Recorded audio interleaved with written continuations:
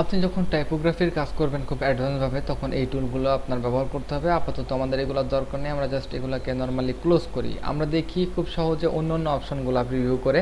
যেমন এখানে টাইপ টুল, এরিয়া টুল। Type tool select করে আপনি যখন ক্লিক করছেন পয়েন্ট টাইপ, যখন একটি এরিয়ায় আপনি টাইপ করতে যাবেন, বা বিশেষ করে আমরা যখন এটিকে প্যারাগ্রাফ বা অন্য কিছু তৈরি করব, যেমন এভাবে আপনি ড্রাগ করে একটি এরিয়া সিলেক্ট করতে পারবেন। এবং এখানে যদি আপনি টাইপ করেন quick brown fox jumps over the lazy dog, খেয়াল করুন এখানে আমরা দেখতে পাচ্ছি যে আমাদের যে ওয়ার্ডগুলো রয়েছে সেগুলো ব্রেক হচ্ছে, লাইন ব্রেক হচ্ছে, কারণ আমরা যখন এরিয়ার বাইরে কিন্তু এটি যেতে পারছে না। সেম একই জিনিস যখন আপনি এখান থেকে রাইট ক্লিক করে অথবা এডিট, এখান থেকে জাস্ট কপি করুন এবং টি দিয়ে আবারও টাইপ টু সিলেক্ট করুন, ক্লিক করুন এবং কন্ট্রোল ভি ফর পেস্ট। দেখুন এটি কিন্তু আমার পয়েন্ট এবং এটি আমার এরিয়া, দুটি সিলেক্ট করলে কিন্তু দুই ধরনের সিলেকশন আসছে। যেমন এটি আমার এরিয়ার বাইরে যেতে পারবে না, এবং আপনি যতবারই কপি করে পেস্ট করুন ঠিক একই জিনিস এই এরিয়ার মধ্যে থাকবে।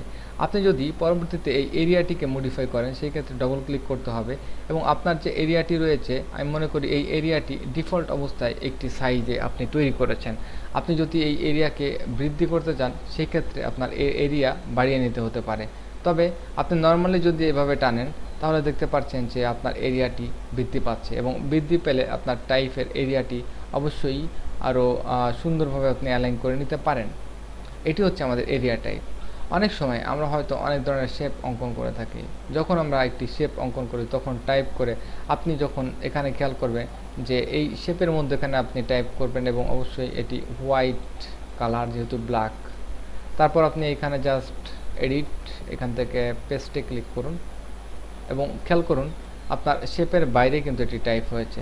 তো আপনি যখন একটি শেপ সিলেক্ট করবেন সেই অবস্থায় আপনি জাস্ট এখানে ক্লিক করার পর যে আপনার এটি শেপের মধ্যখানে টাইপ হবে এমন কিছু নয় যেটি অ্যাডোব ফটোশপ হয়ে থাকে।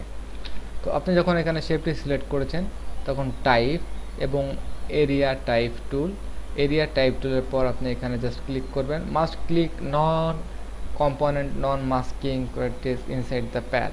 তো আপনি ইনসাইড দ্য প্যাথ যখন আপনি এখানে সিলেক্ট করবেন তখন কিন্তু আপনার এই প্যাথটি জাস্ট অবজেক্টটি রিমুভ হয়ে একটি প্যাথ তৈরি হবে, এবং কন্ট্রোল ভি ফর পেস্ট। তখন দেখতে পারবেন যে আপনার এই লেখাটি শুধুমাত্র এই বক্সের মধ্যে সীমাবদ্ধ থাকবে। আমি আবারও একটু ক্লিয়ার করে বুঝিয়ে নিই। আপনি যে কোনো একটি বক্স ক্রিয়েট করলেন, তারপর আপনি নর্মালি যখন টাইপ টুল দিয়ে ক্লিক করবেন তখন কিন্তু এটি বাইরে চলে যাবে, কারণ এটি এরিয়া বেস নয়। যখন আপনি এটি এরিয়া টাইপ টুলে যাবেন তখন আপনি এখানে যে কোনো একটি প্যাথের উপর ক্লিক করার পর আপনি দেখবেন যে এটি আপনার এরিয়া বেস টাইপ, এবং এটি হচ্ছে আমাদের এরিয়া বেস টাইপের মূল লক্ষ্য। যে কোনো একটি এরিয়া ক্রিয়েট করলেন, এরিয়ার মধ্যে আপনি টাইপ করে নিতে পারেন। জাস্ট কন্ট্রোল দিয়ে আপনি এটিকে জাস্ট এরিয়া সিলেক্ট করে এটিকে জাস্ট সিলেকশন টুলের মাধ্যমে এরিয়াটিকে ডিলিট করে দেন। এরপর আসুন আমাদের টাইপ অন প্যাথ টুল। আমরা একটি প্যাথ তৈরি করব, যেটি পেন টুলের মাধ্যমে আমি আগেই দেখিয়েছিলাম কিভাবে একটি প্যাথ তৈরি করা যায়, এবং এভাবে একটি প্যাথ তৈরি করতে পারেন।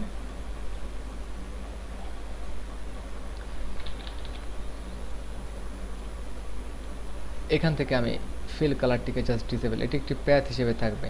নর্মাল অবস্থায় যখন আপনি বাইরে ক্লিক করবেন তখন কিন্তু আপনি এই প্যাথটি দেখতে পারছেন না, তখন কন্ট্রোল ওয়াই প্রেস করে আপনি জাস্ট আউটলাইন মোডে যেতে পারেন।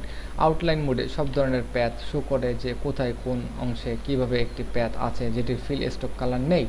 কন্ট্রোল ওয়াই প্রেস করলে আবারও সেম, তবে যখন একটি প্যাথ থাকে তখন কিন্তু কার্সার গেলেই ওখানে সিলেক্ট করার অপশন আসে, এবং এই অবস্থায় আপনি এখানে জাস্ট সিলেক্ট করতে পারেন টাইপ অন এ প্যাথ, এবং type on a path select করার পর সেম জিনিসটি আপনি কন্ট্রোল ভি প্রেস করলে ঠিক একই নিয়মে, যেহেতু আমার এক্সট্রা স্পেসের দরকার সেই ক্ষেত্রে আপনি এখান থেকে আপনার সাইজ বড় ছোট করতে পারেন। কন্ট্রোল শিফট আপনি এখান থেকে কমা অথবা ডট দিয়ে বড় ছোট করতে পারেন, যেটি আপনার এম কি এর ডান পাশে খেয়াল করুন, লেফট এবং রাইট অ্যারো। তো যাই হোক, এর বাইরে আমাদের আরও কিছু অপশন রয়েছে। ভার্টিক্যাল টাইপ টুল, যেটি আপনি নিচে করতে পারেন সহজেই, এবং আরও একটি টাইপ টুল ভার্টিক্যাল এরিয়া টাইপ টুল, সেম একই নিয়ম। তো যাই হোক, touch type tool shift T for touch type টুল অপশনটি আমাদের কাছে নতুন, তবে টাচ টাইপ টুলটি অনেক মজার।